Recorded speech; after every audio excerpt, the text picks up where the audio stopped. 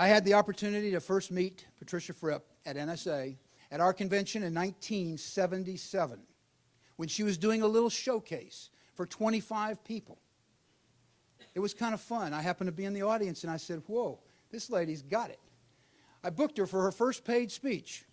A little measly few dollars. She even said she'd do it free. I said, we don't do that.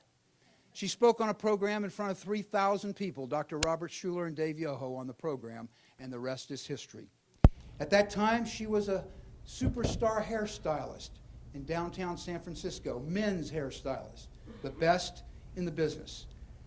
She's today one of the great trainers and speakers of our time. She was instrumental in creating our chapter in Northern California, has spoken over 200 chapter meetings. Now, you all know we don't have 200 chapters. That means she's done a lot of these chapters quite often. Let's welcome the incomparable, high-energy Miss Patricia Fripp.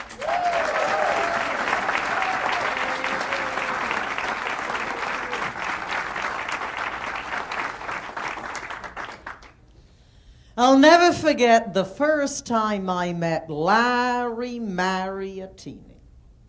It was 10:45 on a Tuesday in 1972.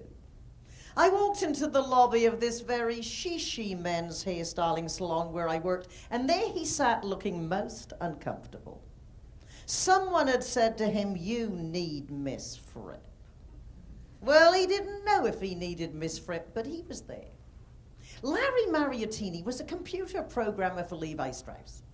I guess you might say Larry was a nerd long before I knew what one was, or ever dreamed I would want to grow up and be one.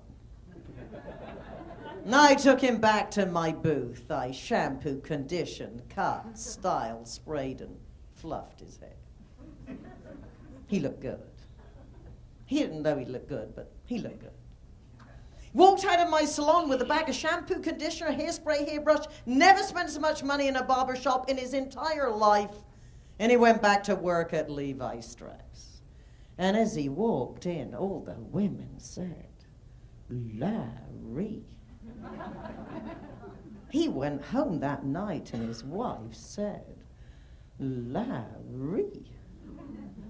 Well, you imagine, after a few days of this positive response, he realized he did look good.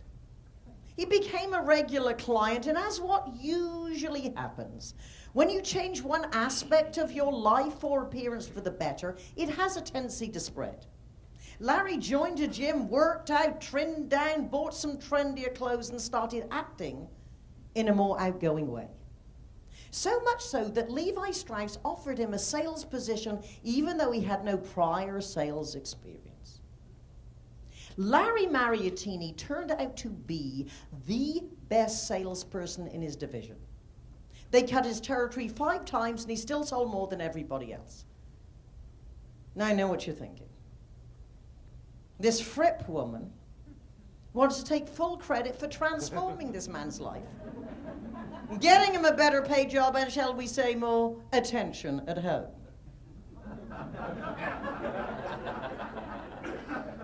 Well, obviously, Larry Mariatini had something to do with it, but consider this. Every day when I went to work as a hairstylist, I could have looked at my job either one of 2 ways. Either 1, I have 16 heads of hair to cut, or 2, as I chose to, I have the opportunity to positively impact 16 people's lives. And when we do our jobs from the point of view of the service we do to others, not only are we likely to feel more totally alive, we are more likely to develop clients for a lifetime. I retired from the hairstyling business in 1984 when I became the first president of NSA. First woman president of NSA. And I hope it would not surprise you that for the next 10, 15 years, a lot of my business actually came as a result of the relationships I had with my hairstyling clients. Now, when Mike invited us, he suggested that perhaps we would like to present some classic material. And I told the story about Larry years ago and totally forgot about it. Then one day I was listening to some of my old cassettes, and thought it's time to bring out Larry, polish him up, and give him new life.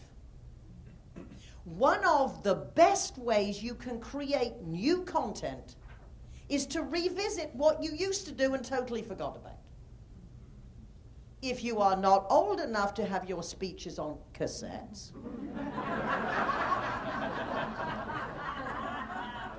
the same principle applies, except you're not old enough to be considered a legend category. The second way I guarantee you can find the best content for your speeches is to look at how do you entertain your friends. What makes them think, laugh, or take out a pad and take notes? I am frequently saying to my speaker pals, is that in your speech? That's better than your content. So perhaps you would like to hear a story I have only presented in public once.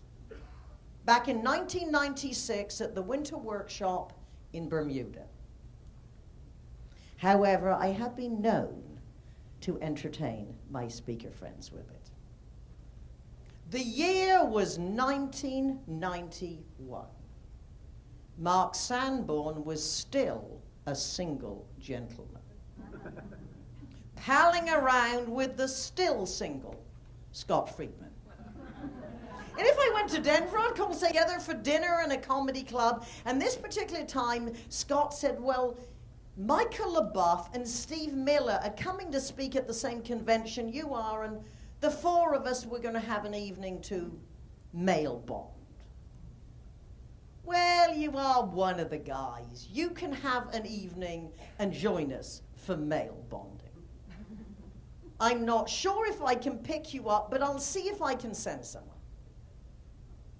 I get off the plane, and there is a young, handsome, buff, Chippendale-looking guy holding a sign that says Patricia Fripp. He turns it over, and it says, I'm yours for the night. Love, Scott Friedman.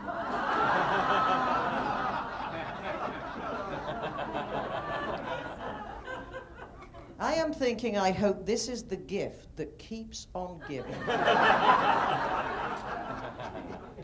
Then he reaches down, hits a boombox, and starts dancing and stripping. By the 12th bar, third button, and second hip swivel, we have a crowd. Suddenly, dozens of less weary travelers are very interested in my chauffeur. That is when I discover I have the ability to reach into my bag, open my wallet, separate the singles, fives, and tens without looking down. By now, the crowd is chanting, take it off, take it all off. And when it gets really interesting, he suddenly stops and says, Patricia, I'm not really a stripper. I'm an NSA member.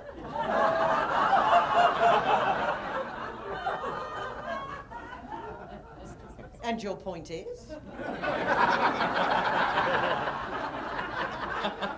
No reason to stop. The crowd loves you.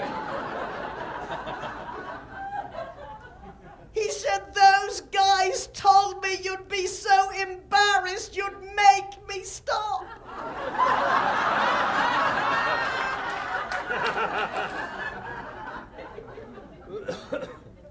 Perhaps you're aware that Scott Friedman is NSA's biggest practical joker. And for a while I thought he was having fun with me. And then I realized, of course not. They know I would never tell him to stop. The joke was on the brand new speaker. And that, ladies and gentlemen, is the story of the first time I met your convention chair, Eric Chester.